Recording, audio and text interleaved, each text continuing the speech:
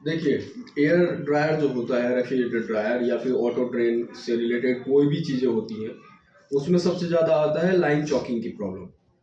हम लोग क्या करते हैं, जो कॉपर की लाइन होती है ड्रायर का, उसके अंदर में जब लाइन बनती है तो उसमें कई बार कचरा रह जाता है, और जिसकी वजह से हम फ्लशिंग में क्लीन भी कर देते हैं तो कुछ माइनर रह जाता है। तो उसका सीधा सीधा समाधान है ड्रेन वाल का।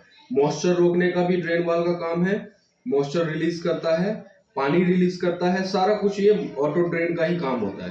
तो कभी भी ड्रायर के अंदर भी सब प्रॉब्लम आती है, टेम्परेचर बढ़ता है या फिर आपका लाइन में पानी आ रही है, तो सबसे पहले आप ड्रेन वाल्व चेक करेंगे। चेक करने का सबसे अच्छा तरीका मैं आपको बता देता हूँ, थोड़ा करीब करिए कैमरा। देखिए, ड्रेन वाल्व है ये आपका किसी भी कंपनी का होगा। इसका आपका 230 वाट होता है, 230 वोल्टेज होता है, 18 वाट होता है। और आपकी ये किसी भी कंपनी का होगा, या तो टेक्नो का होगा या कॉन्सेप्ट का होगा या फिर कोई सी भी अदर कंपनी होगा। फॉर्मूला सबका एक जैसा ही होता है। इसके अंदर में ये टाइमिंग होता है, टाइमिंग ये होता है, कंट्रोलर है ये देखिए 0.5 से लेकर 10 सेकेंड तक ये सेकेंड बेस में होता है, और ये आपका मिनट बेस में होता है। इसमें ये है कि आपका इतने मिनट में, इतने मिनट बाद इतने सेकंड के लिए खुलेगा।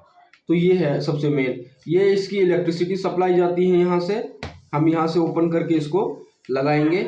यहाँ से ये ड्रेनिंग पाइप जो है आपका, या तो आप इसको जहाँ भी 2 मीटर रखना चाहें, 1 मीटर रखना चाहें, जहाँ आपको सूटेबल लगे वो उस तरीके से कर सकते हैं। ड्रेन वाल अगर चौक होता है तो सबसे पहले कुछ नहीं करना है, इसको आपको बाकी चीज़ों को नहीं छेड़ना है। सबसे मेन होता है इसका ये, हम इसको चेक करते हैं। क्योंकि देखिए लाइन जो आएगा एयर का वो यहाँ से और एरो दिखा रहा है, देखिए।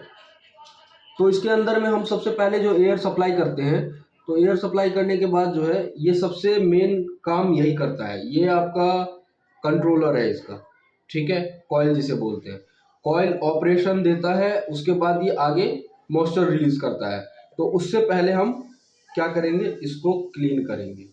और क्लीन कैसे करेंगे, इसको बहुत इजी तरीके से खोलेंगे। ज़्यादा हार्ड वाले हाथ से नहीं खोलना है, क्योंकि ये बहुत ही लो टाइप की होती है, लो कैटेगरी की होती है, तो ये डैमेज होने के चांसेस होते हैं। अब देखिए इसको हमने खोल दिया। खोलने के बाद ये ध्यान रखना आप कि ये रबर जो इसके ऊपर लगी हुई है ये ना खोए, क्योंकि अगर ये खो जाएगा तो यहाँ से ये एयर रिलीज नहीं होगा, और एयर धीरे धीरे धीरे धीरे जो है ये आपका डैमेज होता चला जाएगा। तो ये देखिए ये है इसका जाली, ये जाली अभी न्यू है ये, इसलिए ये क्लीन है। जब ये यूज में आ जाएगा तो धीरे धीरे धीरे धीरे क्या होगा कि इसके ऊपर में मॉइस्चर जब पानी आने लग जाएगा। वैसे ये एसएस का होता है, लेकिन फिर भी कितना भी होए तो 1% वो कचरा या फिर जंग लगने का चांसेस रहता ही रहता है, ठीक है। तो हम इसको क्या करेंगे, खोल के और इसको एयर से या फिर पानी से बढ़िया से साफ कर देंगे। ये एक छन्नी है, ठीक है, ये काम करेंगे। दूसरा क्या करेंगे, इसके अंदर में हम देखेंगे जो लाइन के अंदर में कचरा आएगा वो यहाँ पे फंसा रहेगा, इसको भी साफ कर देंगे। तीसरा हम प्रेशर देकर इसको हम अप डाउन करेंगे। ये जो इसका अप डाउन है, तेज से खोलेंगे, तेज से बंद करेंगे। जो भी लाइन में कचरा रहेगा ये वॉल के थ्रू यहाँ से ये निकल जाएगा। तो मुझे लग रहा है आप लोगों को बहुत अच्छे से समझ में आ गया होगा। अगर किसी भी तरह की कोई प्रॉब्लम होती है तो आप हमारे दिए गए नंबर पे कांटेक्ट कर सकते हैं, और टेक्निकल कोई भी चीज़ें जानकारी होती है तो आप सिग्मा एटेक से जानकारी ले सकते हैं और कांटेक्ट कर सकते हैं। धन्यवाद।